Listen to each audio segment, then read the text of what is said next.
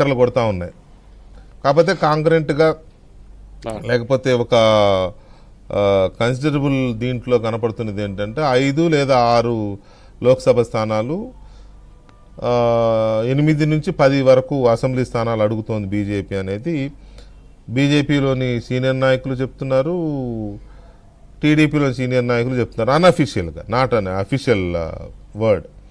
కానీ ఈ నీలి మీడియా, కూలి మీడియాలు ప్రచారం ఏం చేస్తున్నాయంటే పొత్తు ఉండదు, ఒకవేళ ఉంటే 10 లోక్సభ స్థానాలు అడుగుతుంది బీజేపీ, 25 అసెంబ్లీ స్థానాలు అడుగుతుంది బీజేపీ, మొత్తం వాళ్ళే తీసుకుంటే అయిపోతుంది, టీడీపీకి ఎందుకు అంటే ఈ రకమైన ప్రచారం చేస్తూ ఉన్నాయి. ఎందుకంటే వాళ్ళకి ఇష్టం లేదు పాపం ఈ పొత్తులు, వాళ్ళకి ఇష్టం లేదు. పొత్తుంటే మరి ఎక్కడ ఇబ్బంది.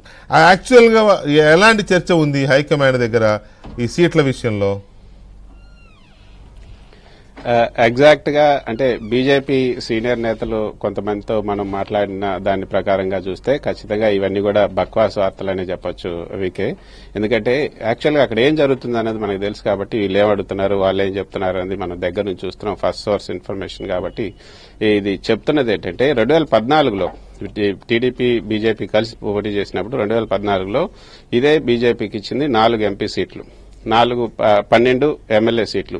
ఆ 4 ఎంపీ సీట్లలో కూడా వాళ్ళు గెలిచింది వైజాగ్, అదేవిధంగా నర్సాపురం, ఈ 2 మాత్రమే గెలిచారు. అటు తిరుపతి, రాజంపేట ఓడిపోయారు ఎంపీ సీట్లు.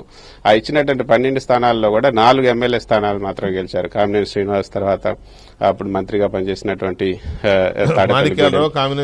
Vishnukumar Raju and Akula Satyanarayana Rajahmundry. So Rajahmundry rural Akula Satyanarayana. So ఈ 4 మాత్రం గెలిచారు. సో ఇప్పుడు ఆ తర్వాత 2019లో వాళ్ళు ఒంటరిగా పోటీ చేసినప్పుడు వాళ్ళకి వచ్చింది 0.1%. సో ఇప్పుడు చేంజ్ ఆఫ్ సర్కమ్స్టెన్సెస్ ఏముంటాయని వాళ్ళు 10 ఎంపీ సీట్లు అడుగుతారు, లేకపోతే 25 ఎమ్మెల్యే సీట్లు అడుగుతారు. అయినా వాళ్ళు ఎట్లా ఇస్తారు? ఒకవేళ 10 ఎంపీ సీట్లు ఇస్తే 10 ఎంపీ సీట్లు అంటే 70 స్థానాలు అసెంబ్లీ స్థానాలు, అంటే మొత్తంగా ఇక ఓడిపోవడానికి అదే పునాది అవుతుంది 10 ఎంపీ సీట్లు అంటే. సో అది వాళ్ళిద్దరికీ అయితే గ్రౌండ్ రియాలిటీ అంతా బాగా తెలుసు.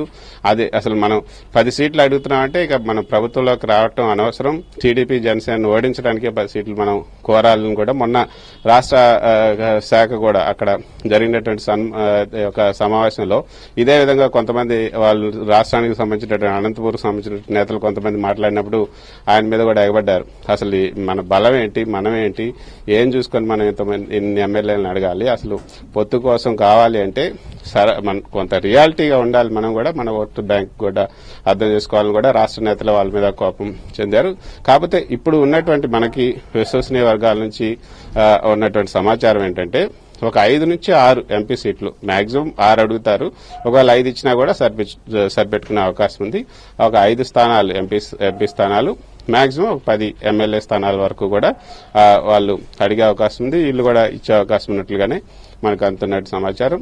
ఆ 5 స్థానాల్లో కూడా ఒక ఎస్సీ, ఒక ఎస్టీ, తర్వాత ఒక బీసీ, ఒక ఓసీ, తర్వాత ఒక రాజు, ఒక రెడ్డి, ఈ విధంగా ఈ కాంబినేషన్ తో ఇవ్వాలని. ఎస్సీ ఎస్టీ అంటే తిరుపతి ఎస్సీ, ఎస్టీ ఏమో అరకు, తర్వాత బీసీ అనంతపురం గాని, అనంతపురంలో ఏదైతే సత్యకుమార్ కూడా అడుగుతున్నారు అక్కడ అనంతపురం లేదా హిందూపూర్ అడుగుతున్నారు ఎంపీకి, అక్కడ సత్యకుమార్ కి, రాజంపేట ఒక రెడ్డి అక్కడ కిరణ్ కుమార్ రెడ్డికి ఇచ్చే అవకాశం ఉంటుంది, తిరుపతి ఎస్సీకి, తర్వాత ఇటు రాజమండ్రి పురంధేశ్వర్ కి అనుకుంటున్నారు. ఒకవేళ వైజాగ్ అడిగారు కానీ అక్కడ బాలకృష్ణ తన 2వ అల్లుని నిలబెడుతున్నారు కాబట్టి గతంలో కూడా పోటీ చేశారు, తక్కువ ఓట్లతోనే ఓడిపోయారు కాబట్టి భరత్ అక్కడ మళ్లీ పోటీ చేస్తున్నారు కాబట్టి రాజమండ్రికి వెళ్ళమని భువనేశ్వర్ ని స్వయంగా బాలకృష్ణ చెప్పినట్టుగా తెలుస్తుంది. సో రాజమండ్రిలో భువనేశ్వర్ పోటీ చేసే అవకాశం ఉంటుంది.